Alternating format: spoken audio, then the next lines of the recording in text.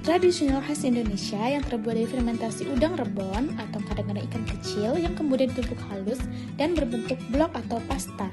Nah, terasi ini dihasilkan dari fermentasi udang rebon hingga menjadi pasta yang kaya akan cita rasa dari setiap bahannya. Lewat fermentasi inilah, terasi memiliki aroma yang sangat kuat dan khas bagi sebagian orang, baunya menyengat, tapi bagi pencinta masakan tradisional, justru itulah yang membuat masakan terasa gurih, sedap, dan kaya rasa umami. Rasa umami inilah yang dihasilkan oleh mikroorganisme seperti Halobacterium, Bacillus spp, dan Lactobacillus spp. Mikroorganisme inilah yang akan memecah protein dan menghasilkan senyawa amino, asam organik, serta aroma yang khas pada terasi. Wah, nampaknya sangat menarik ya proses pembuatan dari terasi ini. Yuk sama-sama kita telusuri bagaimana cara membuat terasi dalam praktikum bioteknologi pangan ini.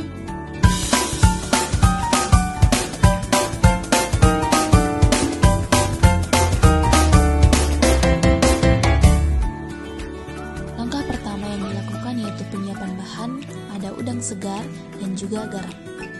Setelah itu, udang yang telah disiapkan tadi dicuci hingga bersih di air yang mengalir untuk menghilangkan kotoran, lumpur, dan bahan asing yang menempel pada udang agar hasil terasi lebih higienis. Pencucian ini dilakukan sebanyak 2 hingga 3 kali untuk meminimalisirkan adanya kotoran yang lengket pada udang. Langkah selanjutnya yaitu membersihkan kotoran udang, di mana pada bagian kotoran udang, terutama saluran pencernaannya, dikeluarkan atau dibersihkan agar mencegah aroma tidak sedap dan menjaga kualitas rasa terasi. Untuk memastikan tidak adanya kotoran yang lengket pada udang, dilakukan pencucian kembali pada air yang mengalir. Setelah udang dipastikan bersih, lalu ditiriskan dan ditimbang.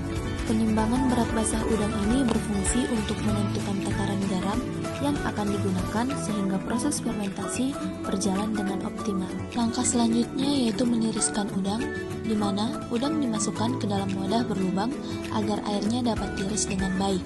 Penirisan ini berfungsi untuk mengurangi kadar air pada udang sehingga proses pengawetan dengan garam menjadi lebih efektif. Wadah yang berisi udang lalu ditutup rapat menggunakan plastik wrap untuk mencegah masuknya lalat yang dapat menyebabkan munculnya belatung dan menjaga kebersihan bahan selama proses penirisan. Setelah wadah tertutup rapi dengan plastik wrap, lalu dijemur untuk mengurangi kadar air lebih lanjut dan memulai proses fermentasi alami yang penting untuk menghasilkan aroma serta cita rasa khas terasi. Setelah mengalami penjemuran hingga setengah kering, udang kemudian diberi garam secara merata yang bertujuan untuk membantu proses pengawetan sekaligus menambah cita rasa.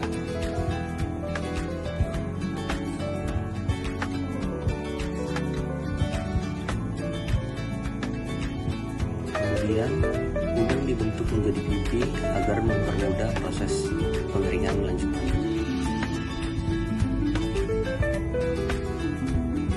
Proses penjemuran kedua dilakukan hingga udang benar-benar kering sempurna.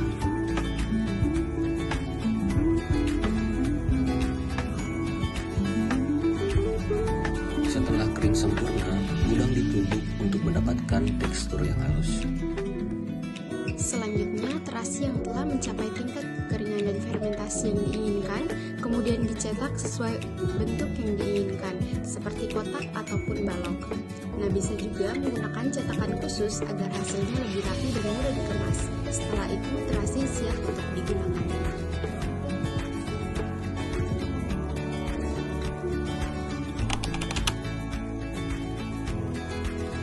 Uji organoleptik dilakukan untuk menilai kualitas produk terasi berdasarkan 4 parameter yaitu rasa, aroma, tekstur, dan warna.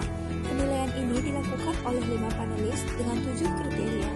Penilaian rasa pada terasi, mayoritas panelis menyukai produk, sebagian lainnya bersikap netral, hanya sedikit yang sangat tidak suka. Penilaian terhadap aroma, sebagian besar panelis agak suka dan suka terhadap aroma, sebagian netral, sisanya terbagi rata ke kategori lain. Penilaian terhadap tekstur terasi, sebagian besar responden bersikap netral, yang suka dan agak suka masing-masing, di mana tekstur belum memberikan kesan kuat. Selanjutnya, ada penilaian warna terhadap terasi, di mana paling banyak dinilai suka dan netral, dan ada sedikit yang agak tidak suka. Pada pembuatan praktikum terasi, di mana rasa umami khas terasi terbentuk dari proses fermentasi, di mana protein dipecah menjadi asam amino oleh enzim dan mikroba, terutama selama masa fermentasi yang optimal 10-15 hari. Panelis juga menyukai rasa yang kaya dan gurih karena tingginya konsentrasi senyawa penguat rasa. Rasa ini juga sesuai standar SNI 7,5 skala sampai 9. Selanjutnya ada aroma. Aroma khas terkait senyawa volatil, amin, aldehida, asam yang dihasilkan saat fermentasi, terutama dari pemecahan protein dan aktivitas mikroba asam laktat. Lama fermentasi ini mempengaruhi intensitas aroma sampai 15 hari, bisa menghasilkan aroma yang paling disukai karena tajam dan spesifik.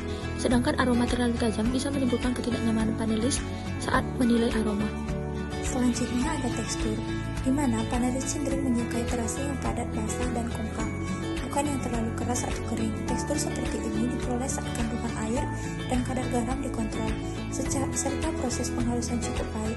Hasil uji menunjukkan sebagian besar panelis netral atau sedikit menyukai tekstur yang menandakan perlu sedikit peningkatan tingkat penghalusan atau pengeringan. Selanjutnya, pada uji warna optimal terasi berada di rentang coklat kemerahan atau gelap yang dihasilkan oleh pigmen, di mana dan reaksi melet antara gula dan protein selama fermentasi, serta panelis menilai bahwa warna ini menandakan kematangan dan mutu produk. Namun, jika terlalu gelap atau karamelisasi berlebihan atau terlalu pucat, bisa menurunkan daya tarik visual.